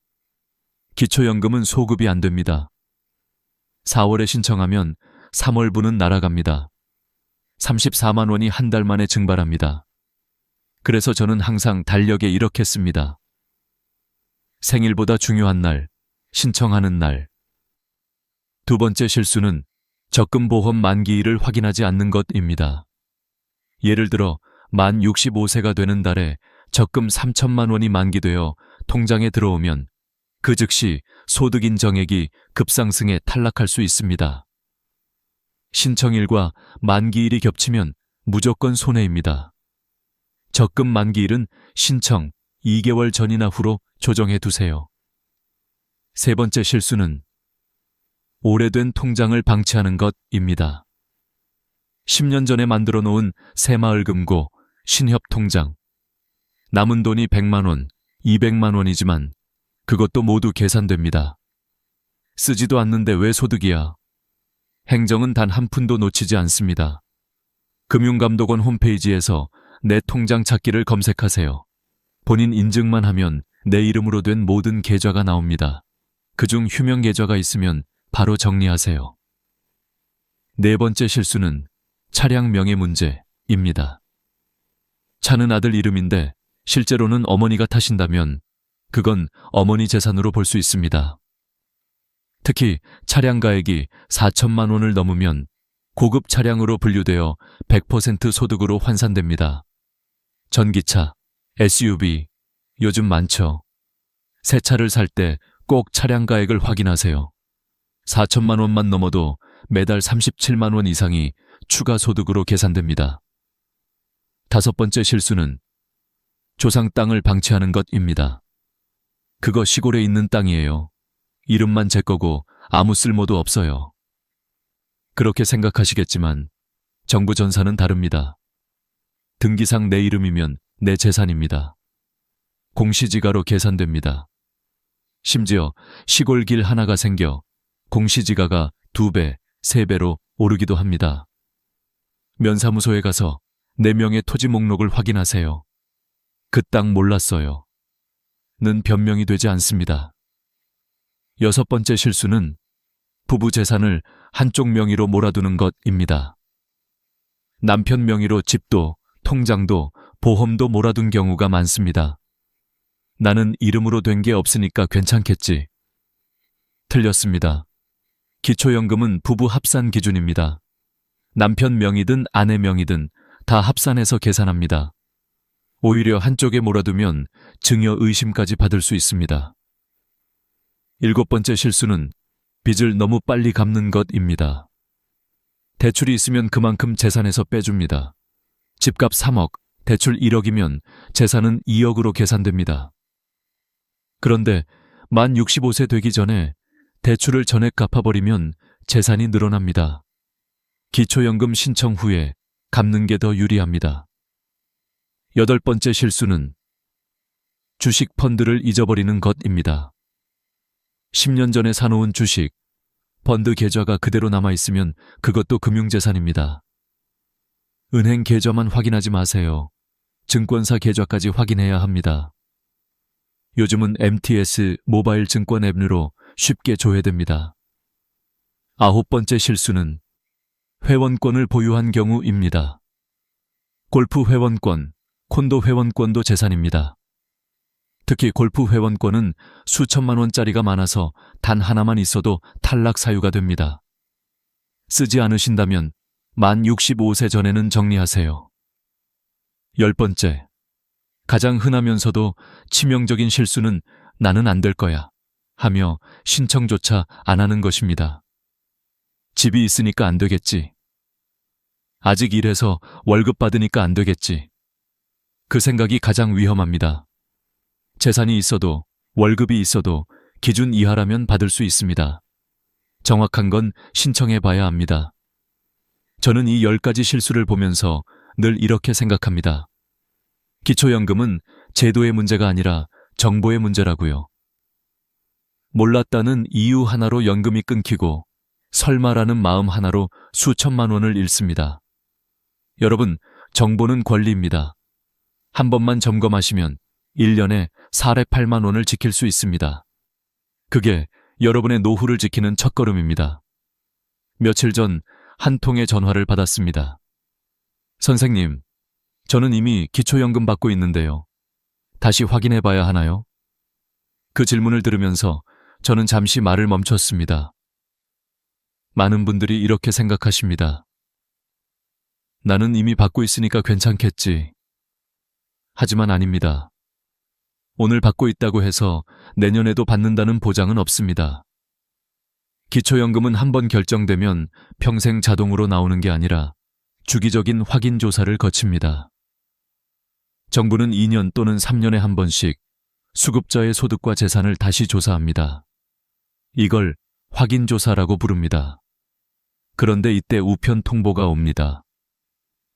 월밀까지 주민센터에 방문해 소득 재산 확인을 받으세요. 이 통보를 놓치면 어떻게 될까요? 자동으로 자격이 중단됩니다. 충남 공주에 사는 김진수 어르신 72 7년째 기초연금을 잘 받고 계셨습니다. 그런데 어느 날 11월이 되었는데도 연금이 들어오지 않았습니다. 아니, 왜 안 들어오지? 확인해보니 9월에 구청에서 조사통보 우편을 보냈는데 김 어르신은 그것을 대수롭지 않게 넘겼던 겁니다. 매년 잘 받았는데 이번에도 그냥 들어오겠지. 그 결과 10월분이 끊겼습니다. 다행히 12월에 다시 신청해서 재개되었지만 한 달분은 그대로 사라졌습니다. 이 사례는 아주 흔합니다. 우편 하나로 수십만 원이 날아가 버립니다. 그래서 반드시 기억해야 할 것이 있습니다. 우편으로 온 확인조사 안내는 반드시 읽고 즉시 방문한다. 혹시 집에 노란 봉투나 하얀 공문서가 도착했는데 나중에 봐야지 하고 두신 적 있나요? 그 한 장이 여러분의 연금을 지키는 열쇠일 수 있습니다. 또 다른 이유로 연금이 끊길 수도 있습니다. 그건 바로 가구 구성 변화 때문입니다. 기초연금은 개인 단위가 아니라 가구 단위로 계산됩니다. 즉, 함께 사는 가족이 바뀌면 연금 자격도 바뀝니다. 예를 들어 혼자 살던 할머니가 아들 집으로 들어가 같이 살게 되면 아들의 소득과 재산이 합산됩니다. 그럼 기준을 초과해서 탈락할 수 있습니다. 반대로 부부가 같이 살다가 한 분이 돌아가시면 단독 가구로 바뀌면서 오히려 받을 금액이 늘어납니다. 강원도 정선에 사는 이정자 할머니 69는 남편과 함께 기초연금을 받고 계셨습니다. 하지만 지난해 남편이 돌아가셨습니다. 할머니는 슬픔에 잠겨 아무런 신고도 하지 못했습니다. 몇 달 후 주민센터에서 연락이 왔습니다. 할머니, 세대 구성이 바뀌었으니 재신청하셔야 합니다. 그리고 다시 신청하자 연금 금액이 오히려 올랐습니다. 부부에서 단독으로 바뀌면서 기준이 달라졌기 때문이죠. 이처럼 세대 구성 변화는 반드시 신고해야 합니다. 배우자가 사망하거나 함께 살던 자녀가 독립했거나 새로운 가족이 전입했을 경우 그 즉시 주민센터에 알려야 합니다. 신고하지 않으면 부정수급으로 오해받을 수 있습니다. 결국 나중에 환수 조치를 당하는 일이 생깁니다. 이제 중요한 포인트를 정리해 볼까요? 기초연금이 끊기는 3가지 핵심 이유는 다음과 같습니다. 1. 소득재산 기준, 초과 2. 확인조사, 미응답, 3가구 구성 변화 미신고. 이 3가지만 조심하면 억울하게 연금을 잃을 일은 없습니다. 이건 절대 행정의 복잡함이 아닙니다. 몰라서 생기는 사고입니다. 그럼 나는 지금 괜찮은 걸까? 어떻게 확인할까요? 방법은 2가지입니다. 하나는 복지로, 사이트에서 확인하는 방법입니다. 검색창에 복지로 기초연금 모의 계산을 입력하세요. 내 소득, 예금, 부동산 등을 입력하면 즉시 자격 여부가 나옵니다. 컴퓨터가 어려우면 자녀에게 부탁하세요. 5분이면 충분합니다. 또 하나는 직접 주민센터 방문입니다. 이게 가장 확실합니다. 신분증만 들고 가서 기초연금 자격 확인 좀 해주세요 하면 담당 공무원이 전산으로 바로 조회해 줍니다. 그 자리에서 이렇게 알려줍니다. 할아버지, 은행 예금이 1,800만 원 있으시네요. 부인 명의의 농지가 공시가 4천만 원으로 잡혀 있습니다. 이렇게 세부 항목까지 다 보여줍니다. 만약 잘못된 항목이 있으면 즉시 정정 신청을 할 수 있습니다. 그 땅은 이미 팔았어요. 그 보험은 해지됐어요. 이런 말만으로도 바로 수정됩니다. 여러분, 이런 점검은 귀찮은 일이 아니라 노후를 지키는 보험입니다. 한 번만 해두면 몇 년은 안심할 수 있습니다. 그리고 무엇보다 중요한 건 나는 괜찮을 거야 라는 안일함을 버리는 것입니다. 제도는 냉정합니다. 하지만 정보는 따뜻합니다. 오늘 이 정보를 아는 것만으로도 여러분은 이미 절반을 지키신 겁니다. 기초연금은 나이의 문제가 아니라 준비의 문제입니다. 알면 받습니다. 모르면 잃습니다. 이 단순한 진리를 꼭 기억하세요. 이제 여러분이 가장 궁금해하시는 부분으로 넘어가겠습니다. 앞으로 기초연금이 정말로 바뀌나요? 내가 받을 금액도 달라지나요? 결론부터 말씀드리면 폐지되는 건 아닙니다. 하지만 지급 방식과 금액은 선별적으로 바뀝니다. 그 말은 어떤 분은 더 많이 받고 어떤 분은 줄어들 수 있다는 뜻입니다. 첫째, 선별 강화주가 본격화됩니다. 현재 기초연금은 65세 이상 소득 하위 70%에게 주어집니다. 그런데 앞으로는 그 70% 안에서도 정말 필요한 분에게 더 많이, 상대적으로 여유 있는 분에게는 덜 주는 구조로 바뀔 가능성이 큽니다. 예를 들어 국민연금을 월 80만 원 이상 받는 분은 기초연금이 15만 원 정도로 줄고, 국민연금을 30만 원 이하로 받는 분은 오히려 50만 원으로 늘어나는 방식입니다. 즉, 공평한 나눔에서 필요한 곳에 집중 지원으로 가는 방향이죠. 이런 변화의 핵심에는 국민연금 연계 조정이 있습니다. 현재는 국민연금과 기초연금이 따로 계산되지만 앞으로는 서로 연동되는 구조로 검토되고 있습니다. 예를 들어 국민연금이 오르면 기초연금은 일부 줄고, 반대로 국민연금이 적으면 기초연금이 자동으로 올라가는 방식입니다. 물론 이런 개편은 아직 논의 단계입니다. 하지만 정부는 빠르면 2026년부터 시범 시행을 고려 중입니다. 특히 1961년 이후 출생자, 즉 65세가 되는 세대부터 단계적으로 적용될 가능성이 큽니다. 그렇다면 이 변화가 우리에게 어떤 영향을 줄까요? 단도직입적으로 말하면 국민연금을 많이 내고 오래 낸 분들은 기초연금이 줄어들 수 있습니다. 반대로 국민연금이 적거나 아예 없는 분들은 오히려 더 받을 수 있습니다. 정부 입장에서는 한정된 예산 안에서 형평성을 맞추려는 것입니다. 둘째, 기초연금 금액 인상도 함께 추진 중입니다. 지금 최대 금액은 월 34만 2,510원입니다.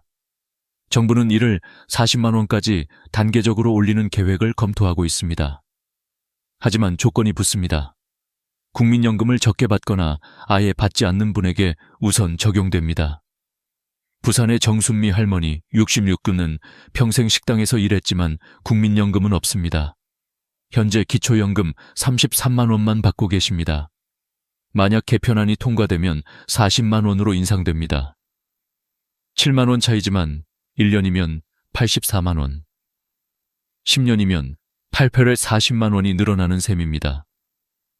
반면 서울의 조진수 할아버지 67는 30년간 공무원으로 근무해 국민연금 95만 원을 받고 계십니다. 지금은 기초연금 28만 원을 더 받아 총 123만 원이지만 개편 후에는 10만 원으로 줄 수 있습니다. 이건 불공평이 아니라 복지 정책의 방향이 달라지는 과정입니다. 셋째, 부부 감액제도 폐지가 단계적으로 시행됩니다. 지금은 부부가 모두 기초연금을 받으면 각자 20%씩 깎입니다. 같이 살면 생활비가 줄어든다는 논리 때문이었죠. 하지만 현실은 다릅니다. 나이가 들수록 병원비, 간병비, 생활비가 2배로 듭니다. 그런데도 연금은 줄어드는 불합리한 제도였습니다. 그래서 정부는 2027년부터 부부 감액을 절반으로 줄이고 2030년부터는 완전히 없애기로 방향을 잡았습니다. 간단히 계산해 볼까요? 지금은 부부가 각각 34만 원씩 받아야 하는데 20% 감액되어 각자 27만 2천 원씩 받습니다. 두 분 합쳐 54만 4천 원입니다. 하지만 부부 감액이 사라지면 두 분 모두 34만 원씩 받게 됩니다. 합계 68만 원, 1년이면 160만 원이 늘어납니다. 이건 단순한 숫자의 문제가 아닙니다. 평생을 함께 살아온 부부에게 당신들은 둘이니까 덜 줘야 한다는 논리를 이제는 멈추겠다는 선언이기도 합니다. 그건 정책의 온도가 조금 따뜻해진다는 신호입니다. 물론 모든 변화가 한 번에 오진 않습니다. 제도는 언제나 점진적으로 움직입니다. 하지만 여러분이 알아야 할 건 단 하나, 정보를 알고 준비하는 사람만이 혜택을 온전히 받는다는 겁니다. 정부는 앞으로 기초연금을 폐지가 아니라 조정합니다. 그 조정의 방향은 명확합니다. 정말 어려운 분에게 더 많이, 형편이 나은 분에게는 조금 덜. 이건 단순히 돈의 문제가 아니라 노후의 공평함과 존엄을 다시 세우는 과정입니다.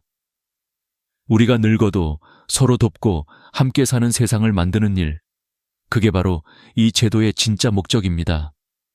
이제 마지막으로 여러분이 지금 당장 해야 할 일 3가지를 말씀드리겠습니다. 이건 단순한 조언이 아니라 노후를 지키는 생존 전략입니다. 이 3가지를 실천하느냐에 따라 앞으로 10년간 받을 수 있는 돈이 달라집니다. 첫째, 내 기초연금 자격 다시 확인하기. 나는 매달 잘 받고 있는데 굳이 확인할 필요 있나요? 이런 분들이 가장 위험합니다. 왜냐하면 여러분의 소득과 재산은 매년 변하기 때문입니다. 집값이 오르고 예금이 늘거나 자녀가 여러분 명의로 적금을 들어줄 수도 있습니다. 이런 변화가 생기면 기초연금 기준을 넘을 수 있습니다. 그걸 모르고 방치하면 나중에 부정수급으로 처리돼 몇 년치 돈을 토해내야 하는 일이 생깁니다. 확인 방법은 간단합니다. 1. 복지로 사이트 접속, 기초연금 모의 계산, 검색, 내 소득재산 입력, 즉시 결과 확인. 2. 주민센터 방문, 기초연금 자격 확인해주세요. 한마디면 끝입니다. 담당 공무원이 여러분의 예금, 부동산, 차량, 배우자 재산까지 모두 조회해줍니다. 이건 잘못된 정보인데요. 그럴 때 바로 정정 신청을 하세요. 실제로 많은 분들이 잘못된 재산 기록 때문에 억울하게 탈락합니다. 행정은 사람이 하는 일이라 오류가 있을 수 있습니다. 그러니 확인, 정정, 재신청, 이 3단계를 꼭 기억하세요. 둘째, 소득이나 재산의 변동이 생기면 즉시 신고하기. 이건 정말 중요합니다. 정부는 여러분이 신고하지 않으면 모릅니다. 그런데 나중에 확인조사 때 걸리면 부정수급으로 분류됩니다. 부정수급으로 걸리면 지금까지 받은 돈 전액 환수, 거기에 가상음까지 붙습니다. 예를 들어 경기도의 송기철 어르신 71은 아들이 아버지 명의로 오피스텔을 하나 사줬습니다. 세금 절약하려고 그렇게 한 것이었죠. 하지만 아버지는 신고하지 않았습니다. 3년 뒤 확인조사에서 오피스텔이 발견되었고 3년치 연금 1,200만 원과 가상음 120만 원을 합쳐 총 1,320만 원을 돌려줘야 했습니다. 나는 그 집에 살지도 않는데 왜 내 재산이냐? 하지만 행정은 명의 기준으로 판단합니다. 명의가 내 이름이면 그건 내 재산입니다. 자녀가 효도한답시고 적금이나 보험을 부모님 이름으로 들면 그 순간 기초연금에 영향을 줍니다. 따라서 자녀가 대신 뭔가를 해줬을 때는 꼭 확인하세요. 이거 내 이름으로 돼 있니? 그리고 만약 그렇다면 즉시 주민센터에 가서 소득재산 변동 신고하러 왔습니다. 이 말 한마디면 됩니다. 신고했다고 해서 무조건 연금이 끊기는 건 아닙니다. 정확히 계산해서 기준 안에 들면 그대로 유지됩니다. 하지만 신고하지 않으면 나중에 더 큰 손해를 봅니다. 셋째, 기초연금 신청 시기를 놓치지 않기. 많은 분들이 가장 많이 하는 실수입니다. 65세 생일이 5월 20일이라면 5월 1일부터 신청할 수 있습니다. 생일 지나고 하시면 안 됩니다. 6월에 하면 5월분은 절대 못 받습니다. 기초연금은 소급 지급이 안 됩니다. 달력에 반드시 표시하세요. 기초연금 신청일, 생일이 속한 달의 1일, 그날은 절대 잊으면 안 됩니다. 그리고 부모님이 곧 65세가 되신다면 자녀분이 대신 챙겨드리세요. 그 한 번의 신청이 10년간 4천만 원을 지키는 첫걸음이 됩니다. 이제 마지막으로 기초연금 외에 함께 받을 수 있는 복지 혜택 3가지를 알려드리겠습니다. 많은 분들이 이걸 몰라서 놓칩니다. 하나, 국민연금 실버론. 갑자기 병원비가 필요할 때, 자녀 결혼자금을 도와줘야 할 때, 은행 대출은 이자가 너무 비싸고 신용카드 대출은 위험하죠. 이럴 때 국민연금을 받고 있다면 실버론을 이용하세요. 최대 1천만 원까지 연 2%의 낮은 금리로 빌릴 수 있습니다. 담보도 필요 없고 신용등급과 관계없이 가능합니다. 단, 의료비, 주거비, 장례비 등 꼭 필요한 용도로만 사용할 수 있습니다. 국민연금공단 13555에 전화하면 자세히 안내해 줍니다. 2. 주택연금. 집은 있는데 현금이 부족한 분들 많으시죠? 집을 담보로 맡기고 평생 매달 연금처럼 받는 제도입니다. 서울 5억 원 아파트 기준으로 70세 부부는 매달 약 150만 원 받을 수 있습니다. 기초연금 34만 원과 합치면 184만 원.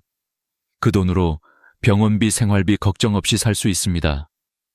살고 있는 집을 팔지 않아도 되고 사망 후엔 집을 처분해 정산하니 자녀에게 빚이 남지도 않습니다. 한국주택금융공사 1688-8114에 문의하시면 됩니다. 셋. 노인 일자리 사업. 나는 아직 일할 수 있다 하시는 분들 많습니다. 노인 일자리 사업은 단순한 일자리가 아닙니다. 사회와 연결되고 건강을 지키는 일입니다. 학교 앞 교통안전 도우미, 복지관 봉사, 공원 환경정비 등 다양한 활동이 있습니다. 한 달에 3,950만 원의 활동비를 받을 수 있고 이 돈은 기초연금 산정소득에 포함되지 않습니다. 즉, 기초연금 34만 원 플러스 일자리비 30만 원, 일일 총 64만 원. 경제적으로도 심리적으로도 큰 도움이 됩니다. 이제 여러분께 마지막으로 드리고 싶은 말이 있습니다. 기초연금은 단순한 돈이 아닙니다. 그건 당신이 평생 성실하게 살아온 것에 대한 사회의 감사입니다. 이 권리를 잃지 마세요. 단 한 번의 부주의로 평생 모은 신뢰를 잃지 마세요. 오늘이 바로 점검의 날입니다. 지금 이 영상을 보신다면 당장 내 통장, 내 서류, 내 달력을 확인하세요. 그 작은 행동 하나가 앞으로 10년의 안심을 만들어줍니다. 여러분의 노후는 여러분이 지켜야 합니다. 하지만 저는 늘 곁에서 도와드리겠습니다. 이 채널에서는 앞으로도 건강, 연금, 복지, 노후 자금 관리에 대한 가장 빠르고 정확한 정보를 전해드리겠습니다. 오늘 영상이 도움이 되셨다면 좋아요, 구독, 그리고 알림 설정 꼭 눌러주세요. 그리고 부모님이나 친구, 이웃 중에 이 정보가 필요한 분께 지금 바로 공유해 주세요. 이 한 편의 영상이 누군가의 노후를 지켜줄 수 있습니다. 함께 살아가는 사회, 함께 늙어가는 우리 모두를 위해 지금 이 순간이 그 변화를 시작할 시간입니다.